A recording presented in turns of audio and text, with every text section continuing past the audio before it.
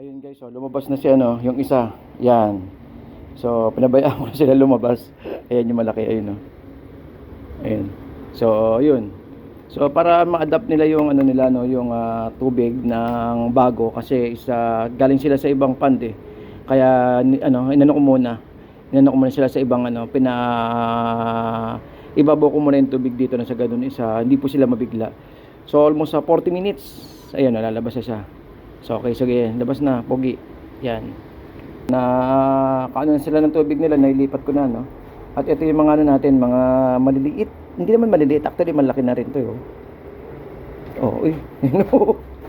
Ayun. So ayan sila guys, oh. Oh. Tapos dito meron si Mami Cray. Ayun si Mami, oh. Mami Cray. So hindi siya ano no na nandito lang siya sa loob kasi buntis po. Meron po tayong buntis na mga crayfish na sa loob ay no. Nagtatago sa loob ay no. So kasi ano po yan, kapag buntis tahimik lang sa diyan. So paano po malaman pag babae? Yung babae, sir, pangatlong tuldok dito, 1, 2, 3. Ay, itong babae. Opo, ito lalaki po to. Ah, lalaki. Nasa ibaba yung tuldok niya. Oo. Ayan. May tuldok siya dito, dalawa. Oo, yun babae. Yung babae sa pangatlo dito. Ito yung babae. Sige, patingin nga ho. Ito yung Oo nga, no, walang tuldok sa ibaba, no? Walang tuldok dito, nandito yung tuldok. Oh, sige. Meron tayo rito at saka sa kabila, meron din dito. Pakita ko sa inyo yung mga buntis, guys, ha. Ayun, no. Ayun, may sarili-sarili silang mga lalagyan. Ayun, no, pinaka-PVC ko yan, no? So, kung kayo magkakaroon ng ganitong mga buried na, so mas maganda solo. Yes, sir. Solo talaga. Ayun, solo. Kasi para siya kumbaga, tapos ang pagpapakain daw, sabi ni sir, ay itong water lettuce. Pahawak na rin ito yung water lettuce na siyang pagkain niya na. Okay, so yung buntis guys, mga ilang buwan yan sir? Karaniwan, sir, 1 week po na buntis niya. Buntis tapos mga anak ilang buwan? 45 days. Uy, 45 days lang guys. So, biro nyo sa 45 days, dadami na yung dadami na yung crayfish nyo, no?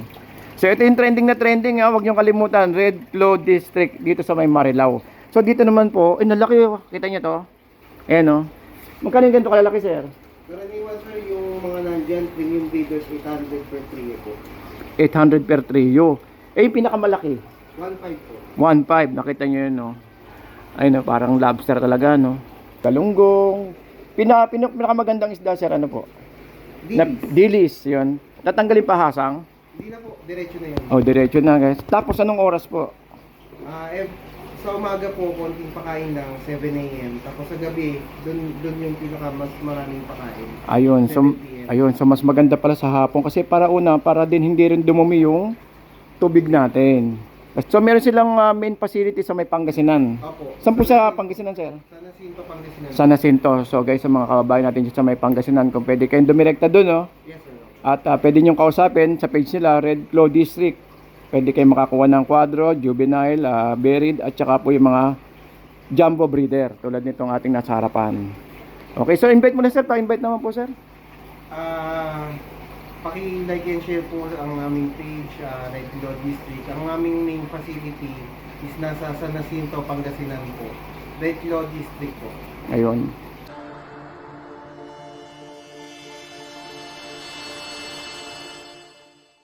Okay, so guys, good evening po sa inyo lahat, no? Shoutout po sa mga kababayan po natin. Ito, welcome po sa ating crayfish. Ito po yung mga crayfish natin, no? Update na yun, no? At hindi po ako nakapag-vlog ito mga nakarang araw. Kanina, hindi pala ako nakaikot. Gawa nga nang nasikaso ko po itong crayfish po natin. Ayun, so may bagong hulog ako. Ito, no? Itong ating juvenile, ito. Ito, pakita ko sa inyo. Ay, ito, yan, no?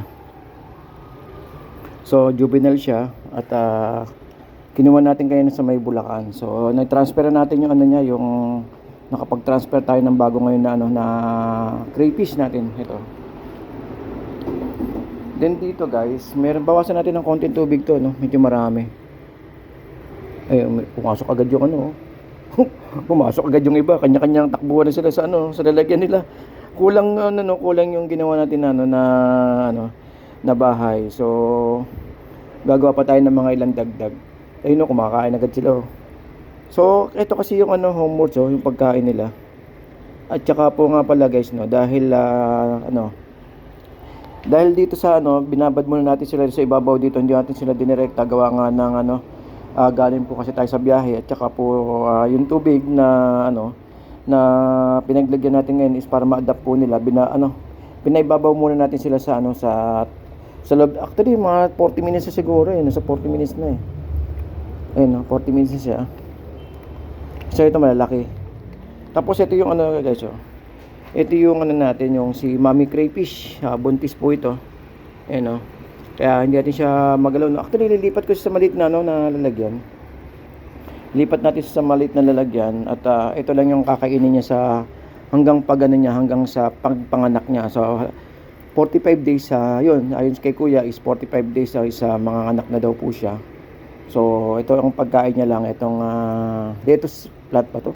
Then dito, ayun, nakapagano na sila. Nilagay ko na sila sa bago nilang bahay. So, welcome to the family guys. Ito yung talisay na sabi na nila kuya is favorite daw ng mga ano, ng mga crayfish kainin. So, babawas tayo ng konti ng tubig, medyo maraming tubig. Tapos, yun, yung tubig natin dito is nasa 3 araw na or 4 na araw na. So, tinanggal muna natin yung ano, yung kanilang mga ano, chlorine. Actually, dapat kahapon nakakuha ko ng crayfish, kaya lang gawa ng tuloy-tuloy yung bagyo, no? Hindi po tayo nakakabiyahe. So, ito. At natuloy na sa wakas. Ayun so guys, yung iba kumakain ng ano, kumakain ng tag nito. Yung ayun, yung dilis na nilagay natin. At yung iba naman ay hindi pa. Kaya nag-aaway yung iba, ayun, no? Oy, awat. Tingnan nyo, mukhang kulang tayo sa hides kasi oy, away, ay, ikaw. Away kayo ha. Nag-aaway, oh. Tingnan mo si mami, tahimik lang sa kabila, ayun, kasi buntis po eh. Kapag buntis na ganyan guys, yun lang yun daw yung pagkain niya sa buong hanggang sa mag-hatch siya or mga anak, yung pong lettuce sa plant na yun. So dito, dahil mga bata, dahil naman to eh. Ito may mga dilis ako nilagay, ayun, kumakain yung isa. Ayun, kumakain. Yung dilis na nilagay po natin. Ayun, kumakain siya sa kabila dito, kumakain din, ayun. Ayun, tinago na sa gilid, oh. So, ito, sa gitna doon. Nag-aaway-aaway sila, oh. Hop, ayun.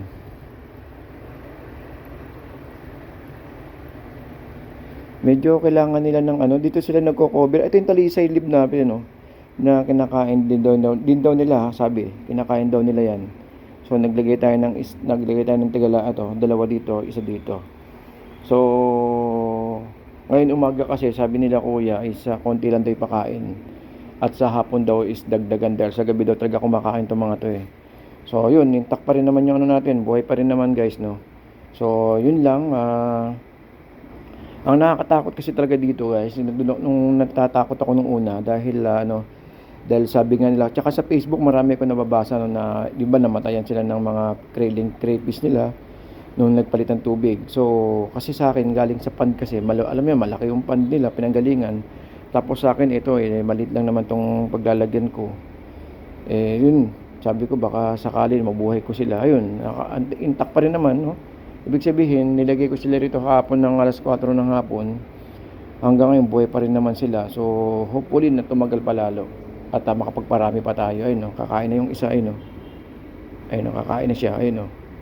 Hihilain na yan. Ayun, nahihiya. Nakita tayo eh. So, mahihiyain pala tong mahihiyain pala tong crayfish.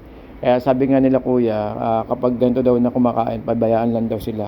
So tatakpan natin nang sa ganun is kumain sila. Kasi yung iba isa inatak niya yung dilis doon, no. Yung kanina hinahatak natin, kaya lang nung alam yata na binibidyoan sila, tumigil eh.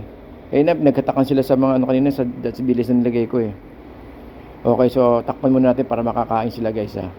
Meron naman silang hornwort tsaka yung dahon ng ayun yung lettuce na leaves. Kaya may pagkain pa rin naman sila. At saka syempre ayun, may aerator tayo. Ayun, yung aerator natin, ito USB type to, no. USB type na na tag ito. Na kahit na actually kahapon pa to ng 1 bar na lang. Siya sinaksak ko na kasi kahapon pa siya ng hapon na sinalang ko, nilagay ko. So 1 bar na lang natira.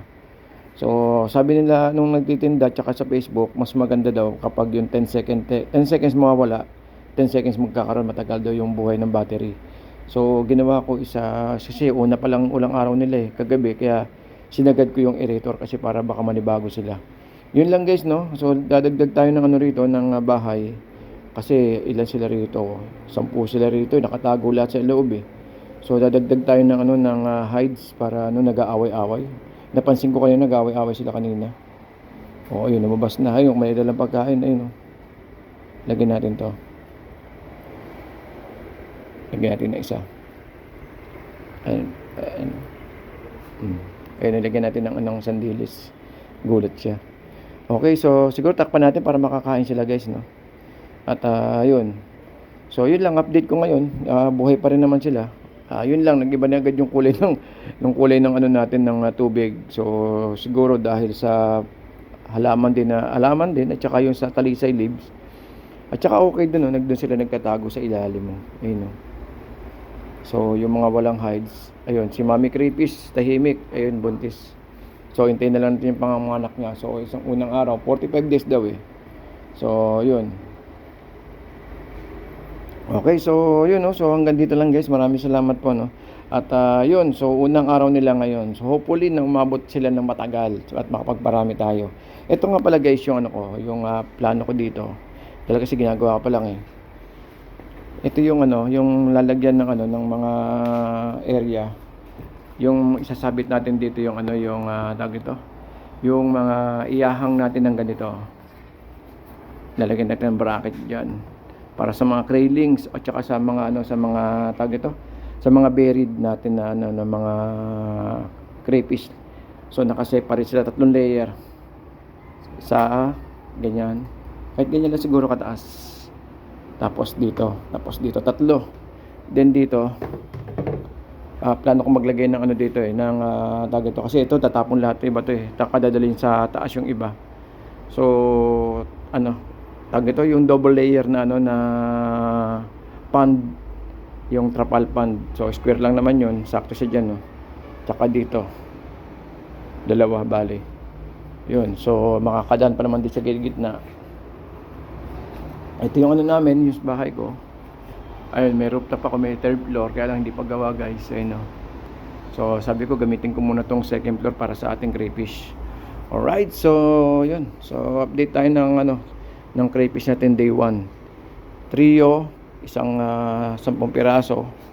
Uy, nag-aaway na naman Nag-aaway talaga pag may mga bahay, gawa natin silang bahay. Ito may mga tao, may mga laman sa loob Sige, magdadagdag tayo ng ano, magdadagdag tayo mukhang nag-aaway sila. Dadagdag tayo ng ano, ng hides. Ayun, no. Doon sila nagtatago sa ilalim ng ano, ng dahon yung iba. Okay, so sige. Okay, so guys, hanggang dito lang muna at gagawa ko ng hides para sa ating crayfish. Good morning po. Okay, so gumanda na po ang panahon natin. Hopefully magtuloy-tuloy na po. Okay, so basta't ano pa rin tayo, keep safe pa rin po tayo. Okay, so good morning po.